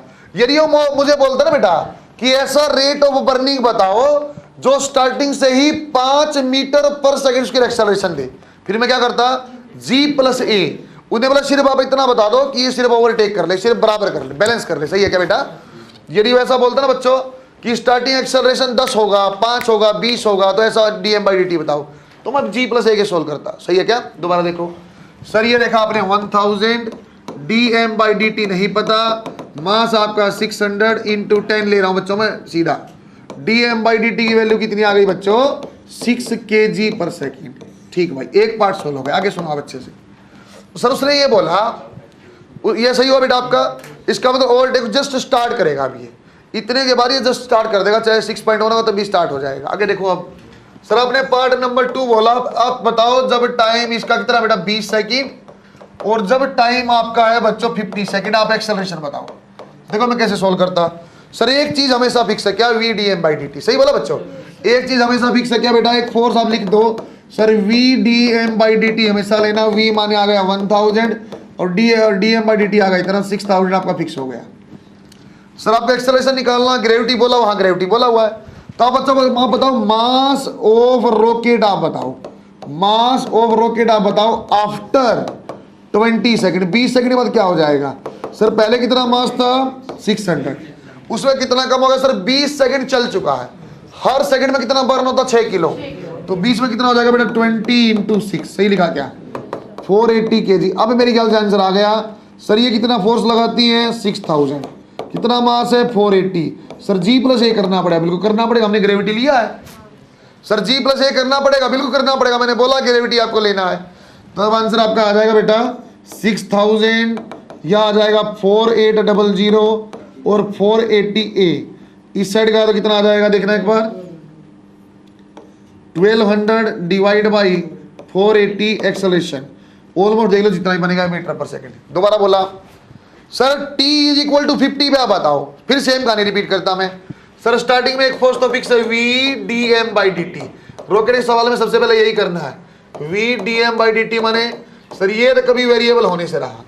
आप बताओ सर मास क्या है, जिस टाइम पे आप एक्सेलरेशन निकालना चाहते हो उस टाइम पे मास क्या है?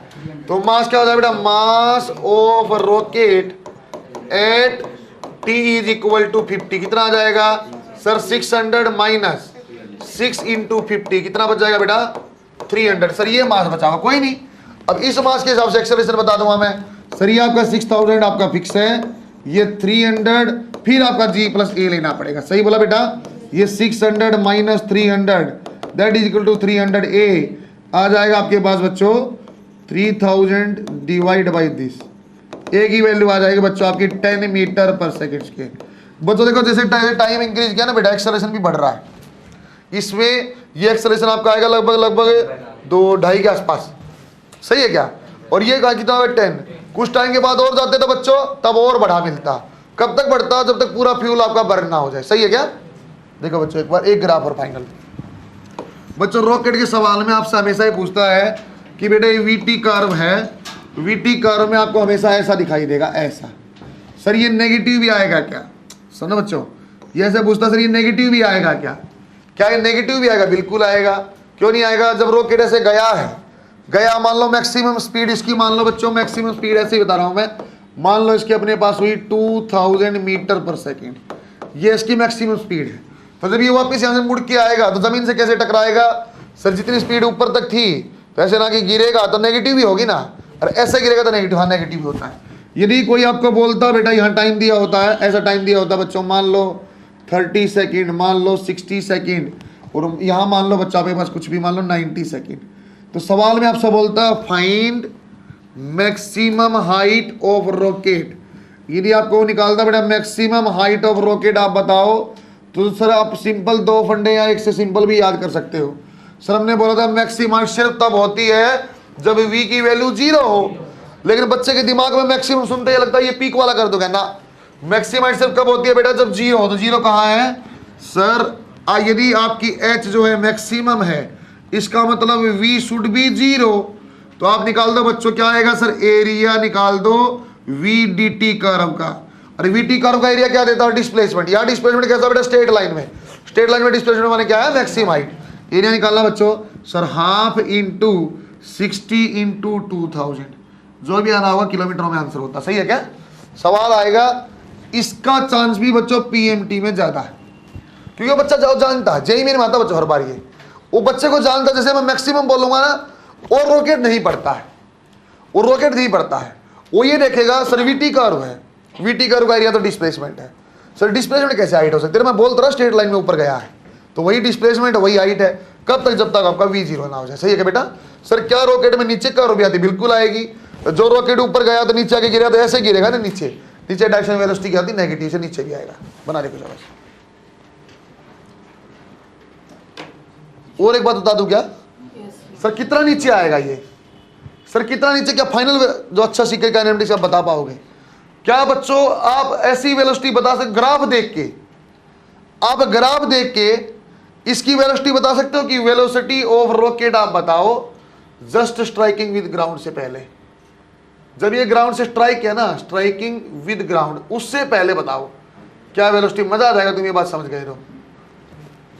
लॉजिक समझाता हूं, सोल्व नहीं करना भाई, सोल्व नहीं करना, सीधा आंसर आएगा। देखो मैं कोई लॉजिक समझाता हूं। सर जब ये यहां से चला, डिस्प्लेसमेंट बढ़ती गई, मैक्सिमम हाइट पे चला गया। यहां डिस्प्लेसमेंट क्या है सर? मान लो आपका 2 किलोमीटर, मैक्सिमम हाइट 2 किलोमीटर आई, आ गई। सर नीचे आ गया, मुझे नहीं पता कितनी वेलोसिटी से गिरेगा, लेकिन जब नीचे आके गिरेगा ना सर, जहां से चला था वहीं पहुंच गया। जब नीचे आके गिरेगा ना, जहां से चला था वहीं पहुंच गया। इसका मतलब डिस्प्लेसमेंट क्या होनी चाहिए बेटा? 0। इसका मतलब डिस्प्लेसमेंट क्या होनी चाहिए? 0। सर जितना एरिया ऊपर पॉजिटिव वाला है, सेम नेगेटिव वाला आएगा। जितना पूरा पॉजिटिव एरिया है ना ये, इतना ही अकेला नीचे वाला एरिया आएगा।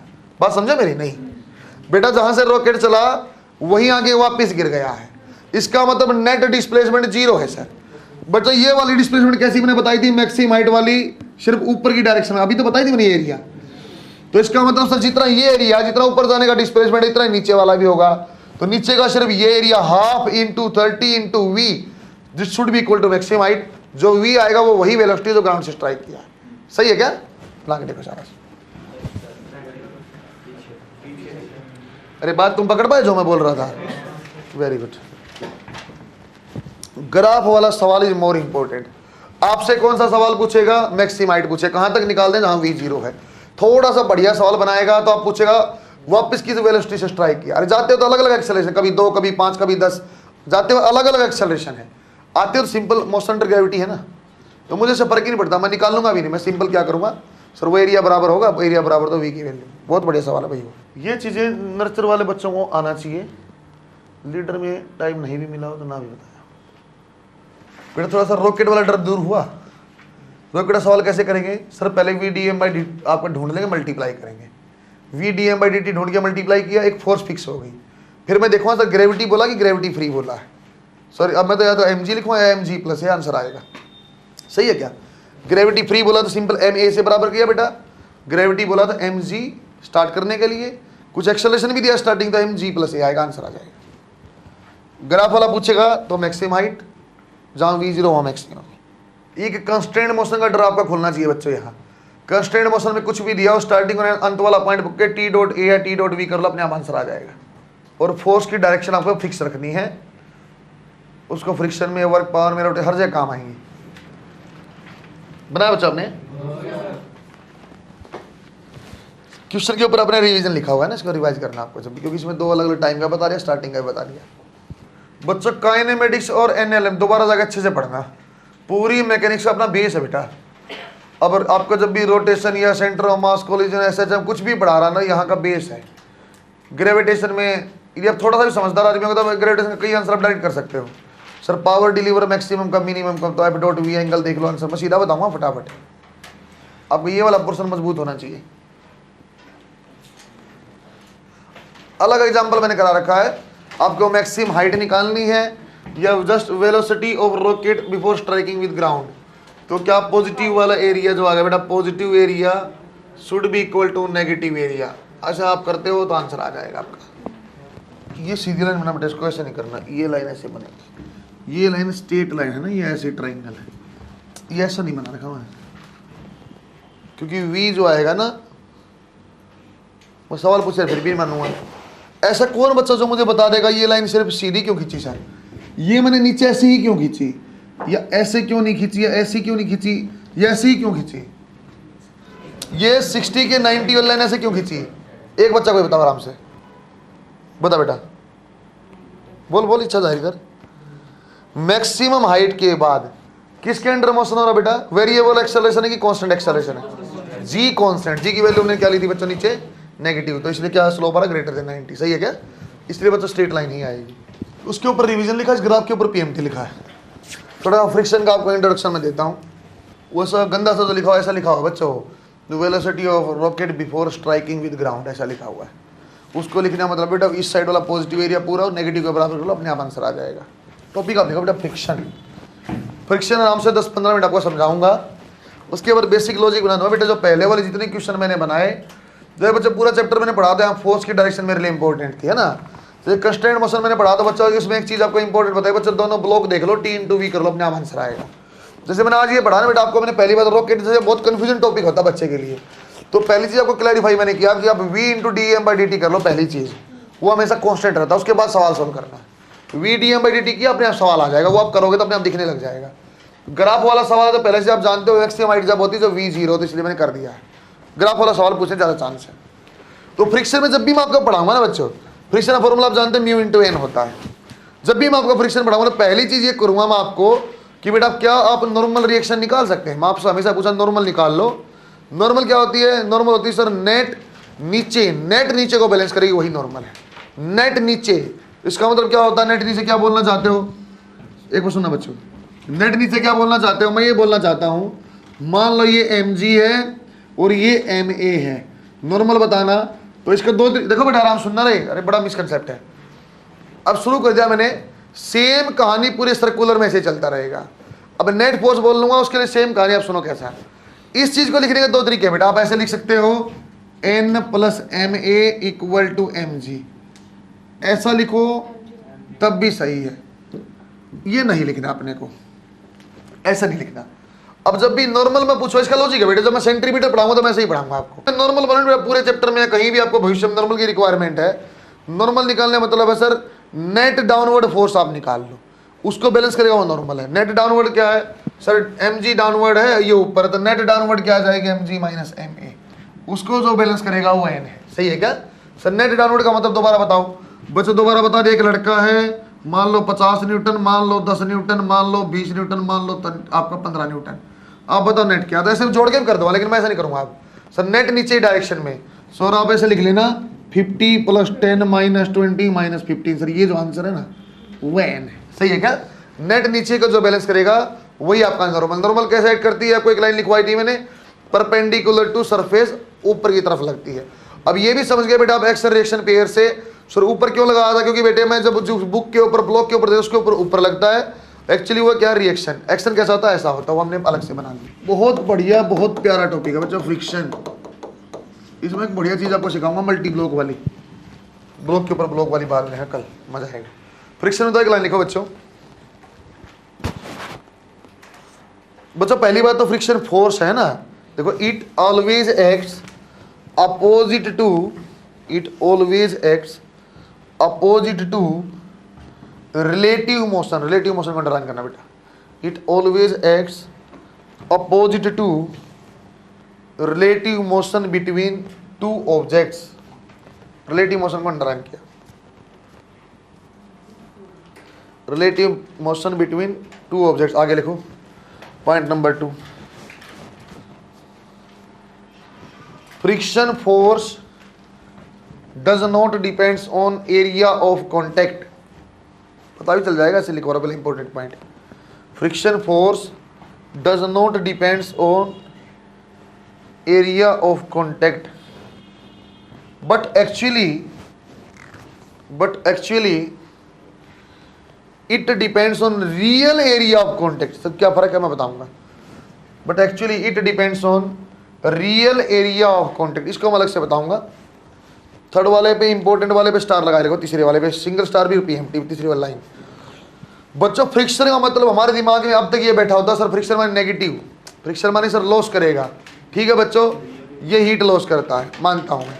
बच्चों क्या फ्रिक्शन का वर्क हमेशा नेगेटिव होता है? बच्चे के माइंड में बैठा रहता है फ्रिक्शन माने सर आगे पीछे चलेगा नेगेटिव ना। Important line single star PMT, work done by friction may be positive, negative or zero. Work done by friction may be positive, negative or zero.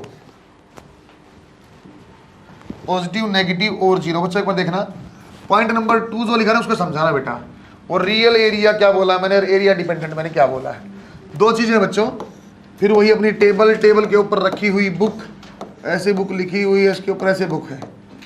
बच्चों मान लो बुक ऐसा रखी है, तो बुक का एरिया जो होगा बेटा, बुक भी इस टाइप से ऐसे कुछ रखी हुई है ऐसा। तो ये जो एरिया बेटा नीचे वाला एरिया ये ए, ये पूरा टेबल पे ऐसा, जैसे आपकी बुक रखी है सामने टेबल पे ऐसे रखा हुआ है। तो क्या पूरा एरिया डिपेंडेंट है? ना, एक्चुअली ये नहीं होती है।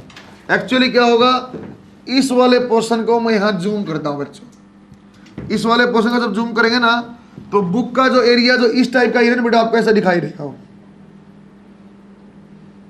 समझे क्या? जो बुक वाला एरिया बच्चों आपको इस टाइप से दिखाई देगा, वो नीचे वाला। टेबल जो आपको ऐसे स्मूथ दिखाई देती है, वो टेबल इतनी स्मूथ नहीं होगी। जो आपको टेबल ऐसे दिखाई देती है ना बच्चों, वो टेबल भी इतनी स्मूथ नहीं होगी। टेबल भी कुछ रफ है तो टेबल के ऊपर भी कुछ ऐसे इंप्रेशन होंगे ऐसे ऐसे। एक्चुअली बच्चों एरिया का पूरा मान लो ये आपकी बुक है, ये एल और ये बी, तो एरिया क्या होगा बेटा, एल इंटू बी एरिया होता है। सेम टेबल का ऐसे कॉन्टेक्ट में आ गया। क्या ये फ्रिक्शन एरिया डिपेंडेंट? ना सर, फ्रिक्शन डिपेंड करता कैसी रफनेस है। कैसी रेफरेंस का मतलब क्या होता है बेटा, कैसी इंटरलॉकिंग है। इंटरलॉकिंग का मतलब बच्चों बुक इन इंटरलॉकिंग और यहाँ यदि फंस जाए, यदि यहाँ अंदर आ जाए तो चलाना मुश्किल होगा। तो एक्चुअली ये कौन सा आवाज अभी कॉन्टेक्ट में आएंगे ना बेटा, जब ये कॉन्टेक्ट में आएंगे तो देखा एक बार दोबारा, ये इंटरलॉकिंग ऐसी बच्चों, ऊपर बुक वाली बना रहा हूँ, तो बुक वाली मान लो बच्चों हमने बना दी इस टाइप से। तो एक्चुअली यहाँ कॉन्टेक्ट आया, यहाँ कॉन्टेक्ट आया, पूरी बुक कॉन्टेक्ट में नहीं आई, सारी इंटरलॉकिंग पूरा पैक नहीं हुआ, कुछ कॉन्टेक्ट में आएगा। तो रियल कॉन्टेक्ट कौन सा हो, जहां टच में आया हुआ है। क्या ये एरिया में कैलकुलेट कर सकता हूं सर? ना। क्या फ्रिक्शन एरिया डिपेंडेंट है? नहीं। क्या फ्रिक्शन बिल्कुल एरिया डिपेंडेंट नहीं है? ना सर। यदि कोई लिखता है एक्चुअल एरिया ऑफ कॉन्टेक्ट है, हाँ सही है। एक्चुअल सर हाँ सच में तो कॉन्टेक्ट में तो उसके ऊपर तो डिपेंडेंट है actually, otherwise friction is independent on area, area पे डिपेंडेंट नहीं होता। बच्चों ये आपका पुराने वाला कंसेप्ट है, चला भी यही आ रहा है कि यहाँ इंटरलॉकिंग से फ्रिक्शन आया है। अलग लॉजिक भी हो सकते हैं। इंटरलॉकिंग क्या है सर, रफनेस पे डिपेंडेंट है। हर सब आपका, जैसे आपका ये बेंच हर जगह आपका रफनेस है। आगे लिखो बच्चा, इसके कारण मैं आपको एक्सप्लेनेशन कर पाऊंगा वो काइनेटिक फ्रिक्शन वाली और स्टैटिक फ्रिक्शन वाली, इसके कारण आपको बता पाऊंगा मैं। एक बात और आप समझ जाओगे यहाँ से बिना फॉर्मूला। बच्चे ने बुक रखी, उसको ऊपर से ऐसे दबा देता, तो यदि दबा देता तो फ्रिक्शन बढ़ता कि घटता? यदि मैं दबा देता तो फ्रिक्शन बढ़ता कि घटता? सर दबा देते तो इंटरलॉकिंग अच्छे से पैक हो जाती, तो फ्रिक्शन क्या होता, ज्यादा कॉन्टेक्ट में एरिया आता। कुछ और चीज समझाना चाह रहा हूं। ये एरिया और एक्चुअल एरिया क्या बोलना चाहते हो सर? मैं बोलना चाहता हूं बेटा, जब ऊपर से आप दबाओगे तो क्या एरिया चेंज होना ही, वही बुक टिकी हुई है, वही की वही टिके हुई बाद में भी। लेकिन यदि मैं बोल रहा हूं आप दबा रहे हो और फ्रिक्शन बढ़ रहा, क्यों बढ़ रहा होगा? फिर मैं ऐसे बोलता हूं बेटा दबाओगे ना तो इंटरलॉकिंग अच्छे से हो गई, तो ज्यादा एक्चुअल एरिया कॉन्टेक्ट में आ गया, इसलिए फ्रिक्शन बढ़ता। मैथमेटिकल फॉर्मूले से प्रूफ कर दो दबाने वाली बात, समझा क्या? यदि मैं एरिया डिपेंडेंट बोलता हूं बुक ऐसे रखो, एरिया तो वही है। तो इसलिए बच्चों एक्चुअल एरिया मतलब दबाने से आपको पता चल जाएगा। ये डायग्राम से आप बना लो एक बार, से इंटरलॉकिंग वाला आप बना लो भाई बेटा। यहाँ दिखाना मतलब जहाँ एक्चुअल कॉन्टेक्ट है वो आपका एक्चुअल एरिया जो यहाँ दिखा रखा। सब ये बना लो, जहाँ कॉन्टेक्ट में आया उसको बोला एक्चुअल एरिया। मैंने मेरी भावना समझे हो? कल तुम बोला नॉर्मल डिपेंडेंट, इसलिए मैं समझा रहा हूं बेटा, बुक तो वही एरिया वही, ऊपर से दबाने से फ्रिक्शन कैसे बढ़ गया। तो मैं बताऊंगा सर इंटरलॉकिंग अच्छे से हो गई, ज़्यादा एक्चुअल एरिया हो गया है। तो एरिया डिपेंडेंट नहीं, एक्चुअल एरिया पे डिपेंड करता है। इस चैप्टर में जो पढ़ रहे बेटा हम ड्राई फ्रिक्शन पढ़ रहे, फ्रिक्शन बाद में भी आएगा, विस्कस फोर्स वगैरह आएंगी, फ्लूइड में आएगा, लेकिन वो अलग है ये अलग है, कंसेप्ट वही है लेकिन रिलेटिव वाला। लिखो बच्चों एक दो लाइन और। There are two types of friction, there are two types of friction. अब यहां देखो दो टाइप में से आएगा बच्चों, यहां आपका स्टैटिक, स्टैटिक में आएगा बच्चों व्हेन बॉडी या ऑब्जेक्ट इज एट रेस्ट। यहां आएगा बच्चों kinetic friction when object is moving, object is moving, star लगा के, इट इज, यहां लिखने दो लाइन और, एक लाइन और दो लाइन यहां और लिखनी बेटा, इसके स्टैटिक के नीचे लाइन लिखना, it is self adjusting in nature, it is self adjusting in nature, पर भी हो जाएगा अभी। एक लाइन और लिखो, मैक्सिमम वैल्यू बच्चे उसी के नीचे लिखना बेटा, एक लाइन और, maximum value of static friction is known as limiting friction, maximum value of static friction is known as limiting friction. Therefore, ये लिखो बेटा, देयरफॉर बच्चे कोई भी फ्रिक्शन में लिखना तो बेटा इसको लिखते हैं म्यू इनटू एन। बच्चे जो भी चीज लिखते हैं फ्रिक्शन को लिखते हैं म्यू इनटू एन। यदि बेटे आप यहाँ स्टैटिक की बात करोगे तो मैं एफ एस कर दूंगा, म्यू एस आ जाएगा और एन नॉर्मल आपका। यदि बेटे आप यहाँ पे काइनेटिक की बात करोगे तो आपका आ जाएगा, काइनेटिक की बात करोगे तो आ जाएगा एफ के म्यू के into n. Friction dependent on normal reaction not on area. Normal reaction कैसे बढ़ती है सर, दबाएंगे तो अलग बढ़ती है, समझेगा। एक्चुअली को मैथ में लिखवाता ऐसे लिखवाता मैं, friction is directly proportional to normal reaction, constant आ गया तो म्यू आ गया, mu is a dimensionless quantity लिख देता हूं। ये बच्चों यूनिटलेस एंड डायमेंशनलेस होता है, होना भी था। फ्रिक्शन भी क्या फोर्स है, नॉर्मल भी क्या फोर्स है, तो म्यू जो आएगा it is a number only, 0.1 0.2 0.3। और फिर एक मिसकंसेप्ट आपका आ गया, क्या ये एक से ज्यादा होता है? क्या म्यू की वैल्यू एक से ज्यादा हो सकती है, 1 से ज्यादा होती है बेटा? कौन बोला? क्या म्यू की वैल्यू एक से ज्यादा होती है? क्या मोर देन यूनिटी हो सकती है फ्रिक्शन की वैल्यू? कोई दिक्कत नहीं है, रफनेस पे डिपेंडेंट। आपको ऐसा सवाल हम ऐसे करते हैं 0.23 प्रैक्टिकल सवाल इसलिए, सही है क्या? लिखो बच्चों को नीचे स्टार आके, friction only dependent on normal reaction, friction only dependent on normal reaction. बेटा पहले क्या होता है, फ्रिक्शन कैसे रिलेटिव मोशन बोलता है, अपोज करता है रिलेटिव मोशन का वर्ड है बेटा रिलेटिव, मतलब ये मोशन का भी अपोज करता है और जो मोशन करने की कोशिश करे उसका भी अपोज करता है। या एक आपको पहले से ग्राफ बनाऊंगा बेटा, थोड़ी देर में आप जानते हो उसको, वेरी फेमिलियर है, लेकिन आप देखो यदि बच्चों मेरे पास सिंपल सा एक ब्लॉक है बेटा 10 kg का, और बच्चों यहाँ में म्यू की वैल्यू मैंने दे दिया बच्चों, म्यू एस की वैल्यू दे दिया मैंने 0.2 और म्यू के की वैल्यू दे दिया बेटा 0.15। बच्चों काइनेटिक फ्रिक्शन हमसे थोड़ा कम होता, क्यों सर? आप अब इंटरलॉकिंग समझना बच्चों, जब आपका रुका हुआ तो अच्छे से पैक है, जब चलने लग गया जब चल, अब आप सोचना बेटा ऐसा जैसे रोड पे आपने क्या कभी कभी रोड पे छोटे छोटे छोटे ये येलो लगे होते हैं, रिपल्स उसको बोलते हैं, छोटे छोटे ब्रेकर। सेम कहानी, जब अभी गाड़ी खड़ी है तो उनके अंदर अच्छे से पैक है, चलने में थोड़ी दिक्कत है, चलने लगे तो ऊपर से निकल जाती है, समझे क्या? ये बच्चों से फिर अच्छे से जब काइनेटिक फ्रिक्शन मतलब जब चलती है गाड़ी, इंटरलॉकिंग में ढंग से पैक ही नहीं हो पाता, उससे ऊपर से निकलने लग जाता है। एक्चुअली एरिया ऑफ कॉन्टैक्ट कम हो जाता है, काइनेटिक फ्रिक्शन कम होता है, सही है क्या? इंटरलॉकिंग से मैं समझा रहा हूँ बात को। बच्चों यहाँ अलग अलग कहानी में बताता हूँ बेटा। यहाँ फोर्स एफ लिया तो आप एफ की अलग अलग वैल्यू चेक करनी। सर एफ का आप बताना 10 न्यूटन लूँ तो क्या होगा, एफ का आप बताओ सर एक बार। हम यदि 20 न्यूटन लें तो क्या होगा, एफ का बताओ सर हम 30 न्यूटन तो लें तो क्या होगा। इस टाइप के अलग अलग आपके पास ऑप्शन आ गए। किस तरह फ्रिक्शन आपको निकालना, मैं कैसे निकालूं, फ्रिक्शन का सवाल कैसे किया जाए। बच्चों फ्रिक्शन का सवाल ऐसे होता है, क्या इसकी नॉर्मल रिएक्शन, सबसे पहले जैसे ही फ्रिक्शन क्वेश्चन आएगा तो तो आपको देखना बेटा नॉर्मल रिएक्शन कौन सी है, या नॉर्मल रिएक्शन की वैल्यू क्या है। सर नॉर्मल रिएक्शन क्या चीज होती थी, जो चीज को सरफेस से चिपका के रखे वो नॉर्मल है।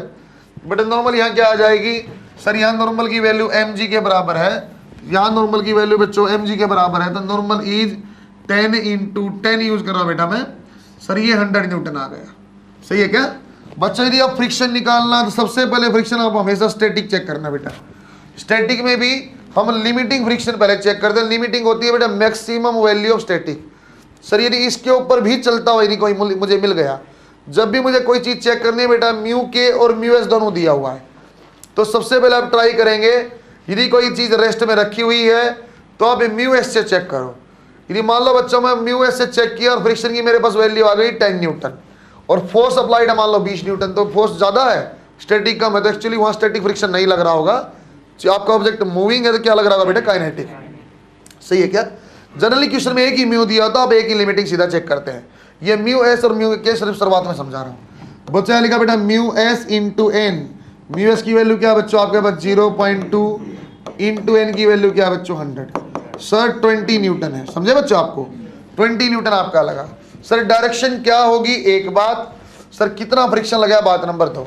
बच्चों डायरेक्शन कैसी होगी, डायरेक्शन ऐसी होगी और कहाँ लगेगा। सर डायरेक्शन ऐसी होगी, ये ऑब्जेक्ट ग्राउंड के रिस्पेक्ट में आगे जाना चाहता है। सही है क्या। सर कहाँ लगता है फ्रिक्शन, दो सरफेस के बीच में लगेगा, तो बच्चों यहाँ इस सरफेस पे ऐसे लगेगा। सर कहाँ लगेगा, पीछे की डायरेक्शन में लगेगा। सुनते रहना बच्चों, पीछे की डायरेक्शन क्यों लगेगा, क्योंकि सर ये आगे जाना चाहता था, ब्लॉक कर रोकेगा। सर इसका फ्री बॉडी डायग्राम बना दो एक बार, देखो एक बार अच्छे से और कंसेप्ट क्लियर होगा एक्शन रिएक्शन वाला। बच्चों यदि अपने पास एक 10 kg का ब्लॉक है, सामने आपने एक 10 kg का ब्लॉक है और सामने आपने बना दिया बेटा एफ फोर्स, तो फ्रिक्शन इस ब्लॉक पे यहाँ लगेगी। सही है क्या। सर क्यों लगेगी, क्योंकि बेटा आगे जाना चाहता था, फोर्स इसका फ्रिक्शन क्या करेगा। सर एक बात बताओ, इस फ्रिक्शन का आप रिएक्शन बना सकते हो। अरे फोर्स है तो कोई ना कोई आपका एक्शन है तो रिएक्शन भी होगा। इसकी रिएक्शन कहाँ आएगी बच्चों, सर अर्थ सरफेस पे आएगी, क्योंकि बेटा सेम ऑब्जेक्ट पर तो रिएक्शन आएगी नहीं, अलग पे आएगी।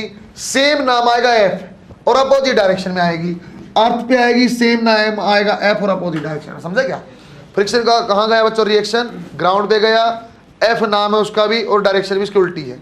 सर इसका मतलब फोर्स, सुनते रहना कंसेप्ट क्लियर करो। सर अर्थ के ऊपर तो सारे दिन फ्रिक्शन लगता है। सर ऐसे हमेशा फ्रिक्शन, तो अर्थ तो ऐसे रोटेट करके घूमने लग जाती तेज, हर डायरेक्शन कैसी रैंडम डायरेक्शन। सेम कहानी कॉलेज में, फिर कोई ऐसे जा रहा है, कोई ऐसे आ रहा है, कोई ऐसे, हर डायरेक्शन में फ्रिक्शन है। जब भी वेक्टर का नेट सम करते हो क्या बोलते हो बेटा आप, रैंडम मोशन में नेट वेक्टर सम 0, इसलिए नेट फोर्स क्या हो जाती है बच्चों 0। हमें वेक्टर नजर नहीं आता। अदरवाइज देखो यहाँ अर्थ का देखो तो इस टाइप फोर्स लगी है, तो सर ऐसे ऐसे चलना चाहिए था। तो इसका मतलब सर फ्रिक्शन लगेगा कितना, क्या 20 न्यूटन लगेगा, नहीं। क्यों नहीं लगेगा सर, क्योंकि बेटा यदि यहाँ 20 लगता, अप्लाइड फोर्स मेरी 10 है, तो फ्रिक्शन 20 और ये तो उल्टा चलने लग जाता। ऐसा हो पाएगा क्या ना। फ्रिक्शन का में रिलेटिव मोशन का अपोज करना, मोशन का नहीं रिलेटिव मोशन का। ये आगे जाना चाहता है, रोकना चाहता है, रोक लेगा बस। तो इसलिए बच्चों यहाँ फ्रिक्शन की वैल्यू क्या आ जाएगी, सिंपल आपके पास 10 न्यूटन। बच्चों मैक्सिमम फ्रिक्शन कितना संभव था, 20 न्यूटन। क्या 20 की रिक्वायरमेंट मुझे जरूरत है, नहीं है सर। 10 लगाओ, 10 में मेरा काम बन जाएगा, 10 में रुक गया। दोबारा देखो, फिर आप मैक्सिमम निकाला, कितना आ गया बच्चों, ये आपका म्यू एस इंटू एन। बच्चों आपका आ गया 0.2 इंटू आपका 100, आंसर आ गया 20। हाँ सर अब क्या आपका फ्रिक्शन और अप्लाइड फोर्स बराबर है, लेकिन क्योंकि रेस्ट पे है तो रेस्ट पे ही रहेगा बच्चों। अगला डाउट खतरनाक, सर फिर ये म्यू क्या लगा के चेक कर लूं क्या, ना ना ना, जब रेस्ट पे है और आपका लिमिटिंग के बराबर तो रेस्ट पे ही रहेगा, इससे आगे कुछ भी लगा तो चल पड़ेगा। सही है क्या। यदि ये मूविंग होता तो सर फिर मैं इसको म्यू के लेता, अब रेस्ट पे तो रेस्ट वाला चेक करना है। दोबारा देखो, यदि आपके पास यहाँ फ्रिक्शन निकाला, फिर वही mu s into N that is 0. सुनते रहना बेटा, इंटू 100 दैट इज 20। सही है सर। अब क्या होगा बेटा, applied force is more than friction. इसका मतलब क्या हो गया, ये चीज क्या होगी, मोशन में होगी। मोशन में होगी तो फ्रिक्शन कौन सा लगेगा, काइनेटिक। फिर फ्रिक्शन कौन सा लगेगा, काइनेटिक। अब काइनेटिक निकाल लो सर आप, म्यू के into N that is 0.15 into 100, answer आ गया 15। सर अब सिस्टम का एक्सेलरेशन निकाल दोगे, बिल्कुल निकाल दूंगा। आगे फोर्स क्या है 30, पीछे फ्रिक्शन क्या है 15, डिवाइड बाई मास क्या बेटा 10। सर इसका एक्सेलरेशन आएगा 1.5 मीटर। बात समझ में बेटा। जब भी बच्चा आपके पास फ्रिक्शन की वैल्यू अप्लाइड फोर्स से कम है या अप्लाइड फोर्स के आपका बराबर है, उस टाइम तक स्टैटिक फ्रिक्शन सेल्फ एडजस्टिंग मैंने क्यों बोला, देखो बच्चों ये फ्रिक्शन, ये आपका बच्चों अप्लाइड हो गया फोर्स, ये आपका फ्रिक्शन फोर्स है।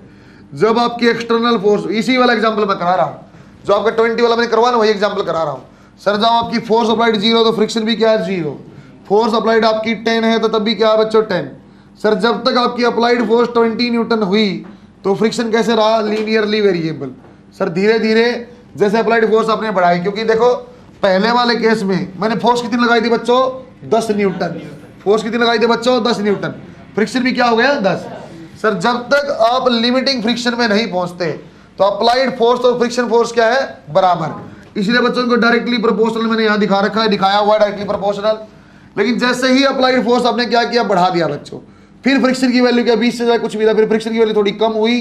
थोड़ी कम कहाँ हुई सर, ये दिखाया हुआ बच्चों, कितना था पहले फ्रिक्शन 20, लेकिन मोशन में आते कितना हो गया 15। थोड़ा फ्रिक्शन आपका कम हुआ और फिर बच्चों चाहे अप्लाइड फोर्स ऑफ 50 लगाओ चाहे 100 लगाओ, काइनेटिक फ्रिक्शन ऑलवेज कांस्टेंट। और काइनेटिक फ्रिक्शन की वैल्यू क्या, फिर म्यू के इनटू एन, ऑलवेज कांस्टेंट। बात समझ में आई क्या? ये अब रीजन बनाना बेटा अलग से रीजन।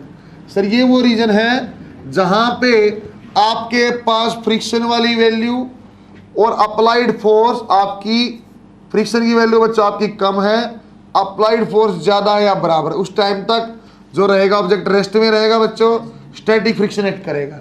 जैसे ही बच्चों आपके पास ऐसा अप्लाइड फोर्स की वैल्यू बच्चों जब आपकी कम है और फ्रिक्शन की वैल्यू आपकी बराबर है इतना, जैसे बच्चों अप्लाइड फोर्स 1 है 2 है 3 है 5 है 10 है 15 है 20 है, तब तक फ्रिक्शन क्या था 20 था और तब तक क्या रहा रेस्ट पे रहा बेटा। जब बच्चा अप्लाइड फोर्स की वैल्यू ज्यादा हो गई 30 40 50 हो गई, फ्रिक्शन से ज्यादा हो गई, तो उस टाइम पे ऑब्जेक्ट क्या आ जाएगा बेटा मोशन में, और उस टाइम पे फ्रिक्शन भी कौन सा एक्ट करेगा बेटा, kinetic friction will start acting. सही है क्या? बनाओ जवाब एक बार, उसे क्वेश्चन हम कराएंगे फटाफट फटाफट आपको। अच्छा